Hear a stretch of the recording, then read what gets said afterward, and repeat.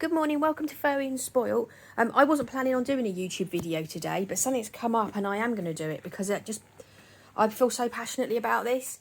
We're going to watch Harry having his sleep. Right, stolen dogs. Now, I did a video about this not so long ago, a really long video. And reason that I'm doing this video is because I want to promote the other video.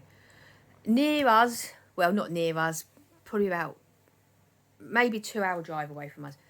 I found out this morning that another dog has been stolen, and somebody has just walked up to the dog owner and taken the lead and taken the dog. That's how brazen they are. And I just don't think people understand how much of a problem dog theft is. I always, if you watch the video, I would say about the last 15 years, I've been absolutely obsessed with stolen dogs and how these gangs work, and I've really researched it and really looked into how they work, and I found solutions for every single situation. You know, no one's getting their dogs off me, trust me.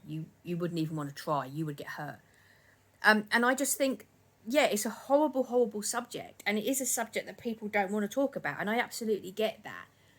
Especially if you just got your new puppy or your new dog, you don't want to be thinking about horrible stuff like that, but you have to. And yeah, you know, obviously it's lovely, it's exciting and to get your dog. But you've got to think about the safety of that dog. And I know my channel can just be doom and gloom, but I do it because people need to be made aware. And please go and watch that video. I'll link it. I'll put it up on the screen at the end here. And I have put myself in all the situations where dogs are getting stolen. And as I say in that video constantly, don't just believe me, Google it. Every situation I talk about, Google it, because they're all there. There's hundreds and hundreds of dogs getting stolen across the world. So I'm in the UK, but it's happening all over the world, and it's really bad. And these people are so brazen. If you watch the video, you'll see all the different situations that they're stealing them in. But it just, you know, it makes me, you know, it's not nice to have to be so prepared, but you do need to be. And if you're walking your dog, like as an example, for instance, we are hopefully, fingers crossed, everything going to plan. We're going to be getting another little boy coming into our life on Saturday, another little dog boy. And that will mean that we'll be walking 3 dogs. Now, I wouldn't walk 3 dogs on my own because, well, I could do easily, and I've got a plan to protect them all. But me and my husband walk the dogs together.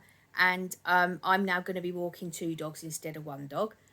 And I've had a think about that. Okay, so if you watch the video, I show you very clearly the harness that I use, why I use that harness, why it makes it impossible for them to get the dog off you.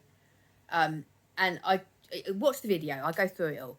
And so before I committed to, well, we've been thinking for quite a while now about getting another dog. But one of the things I did think about was, before we made that decision, was, okay, well, I'll be walking 2 dogs. Am I going to be able to defend them both if somebody tries to steal them off me?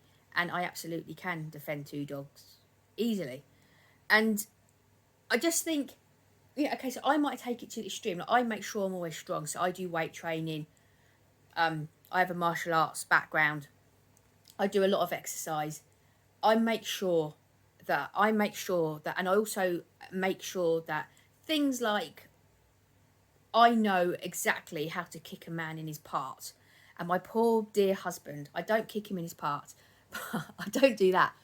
But I practice, and I make sure that I've got the strength in my legs to balance, that with standing on one leg, I could really accurately, and there's always like a 3-foot gap between us, and he hates it when I say to him, can I practice? But it's stuff like that, and I know that I can absolutely defend myself if I need to.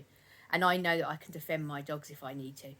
And it's just stuff like that. And I'm not saying that you will take it that extreme. And I don't just work out and do all my training just to defend my dogs. I do it because I like to be in shape. But it's just, there are aspects to it that I make sure that if anybody tried to get my dogs off me, I'm ready. And I just think it's a mindset. And on that video, I talked to you about, don't look vulnerable.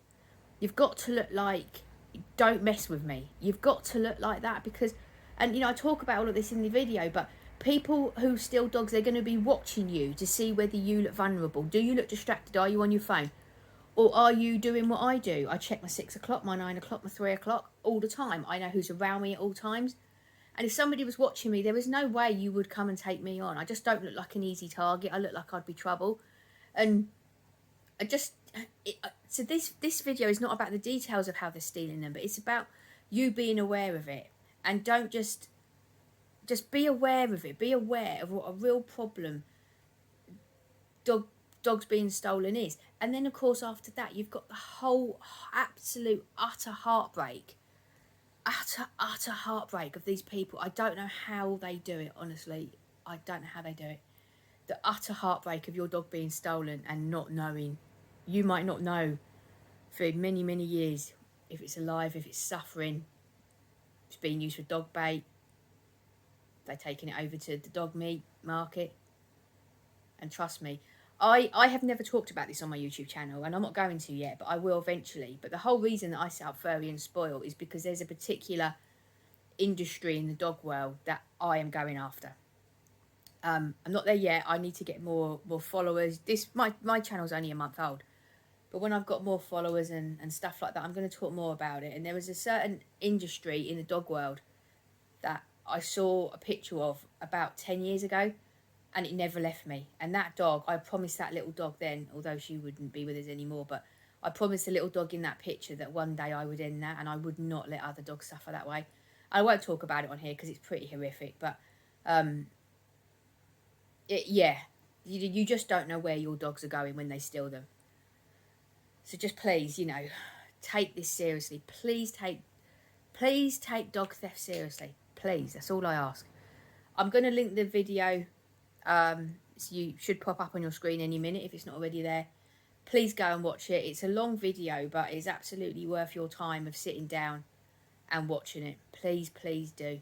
Please. Okay, I'm going to go now. My little pickle boy. You having a lovely sleep? Yeah, gorgeous boy, yeah. Look at his nose. His nose never turned black. He's really badly bred, poor little love. And he's always had this pink, gorgeous nose. Look at him.